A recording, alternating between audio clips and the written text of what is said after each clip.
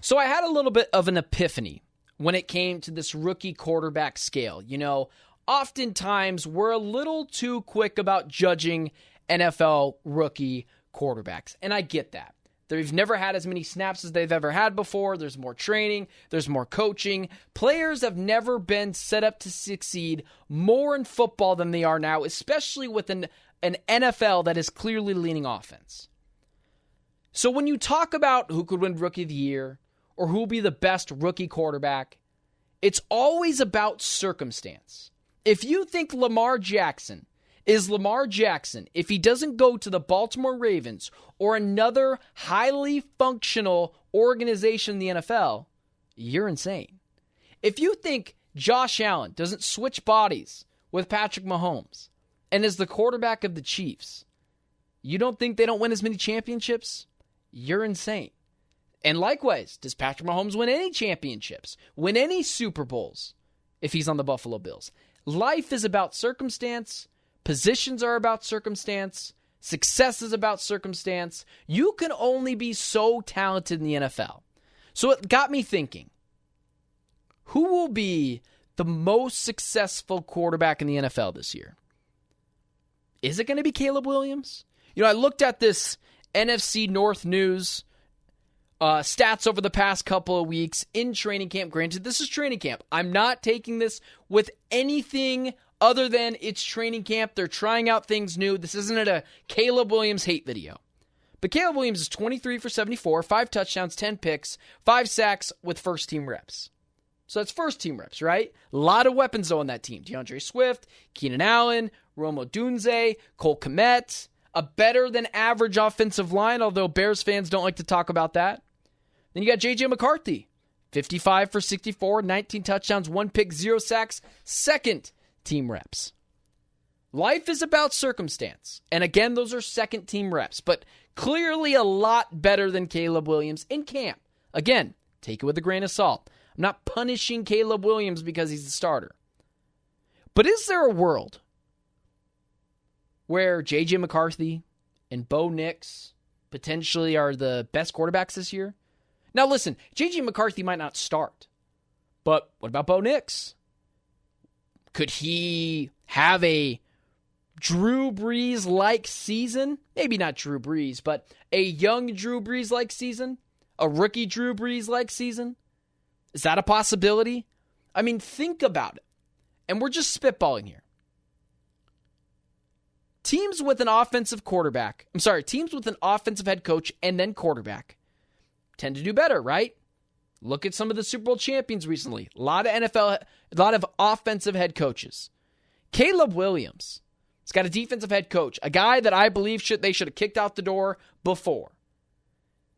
The way to being great in the NFL is not having a defensive head coach and a great offensive quarterback. You want to double down on offense. C.J. Stroud is the statistical anomaly. It's a lot of Patrick Mahomeses and Andy Reid's and Kyle Shanahan and whatever quarterback he's rolling into the Super Bowl.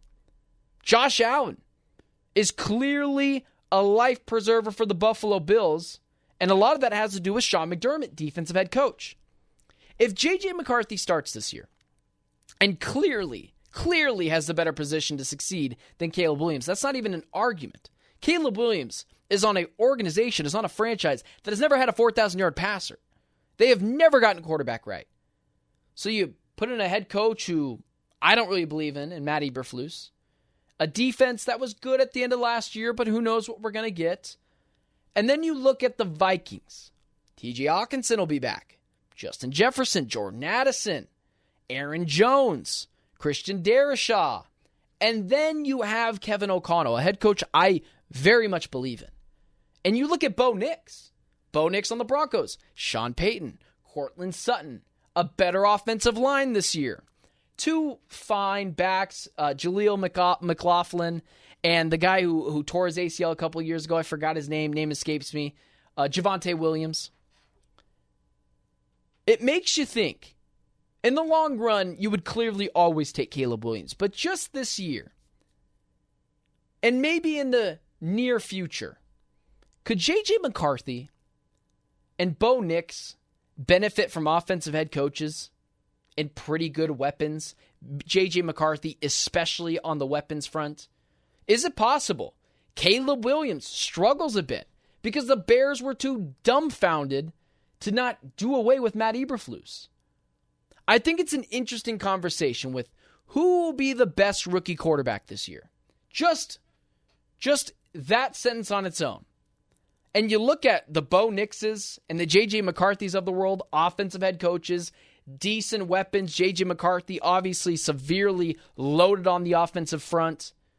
And you look at the Bears, Matt Eberflus, defensive head coach, an organization that has literally never gotten quarterback right.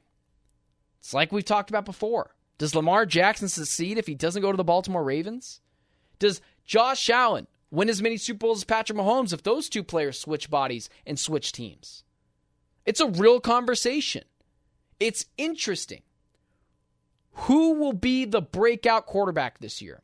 Because we will have at least one. That's what history tells us.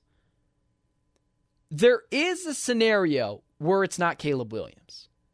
And there's especially not a scenario where it's not Drake May. Defensive head coach, hasn't looked great in camp. Gerard Mayo is now the head coach of that team. And then you look at Jaden Daniels.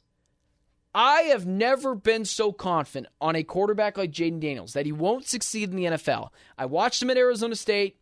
It wasn't great. Then he goes to LSU, gets Brian Kelly, Malik Neighbors, Brian Thompson Jr., and weird, somehow wins the Heisman. And I wouldn't have given that to him. I would have given it to Michael Penix Jr. And then you add Cliff Kingsbury to the fold.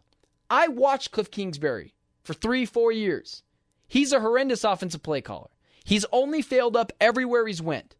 So if you're just looking at circumstances and you're just looking at what each rookie quarterback has been given, there's a strong case.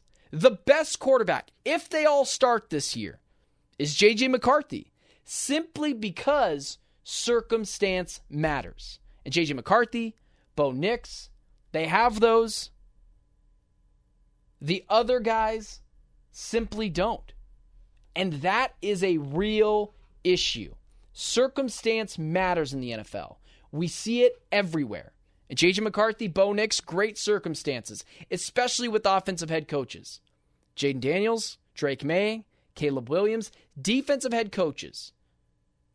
Don't love that.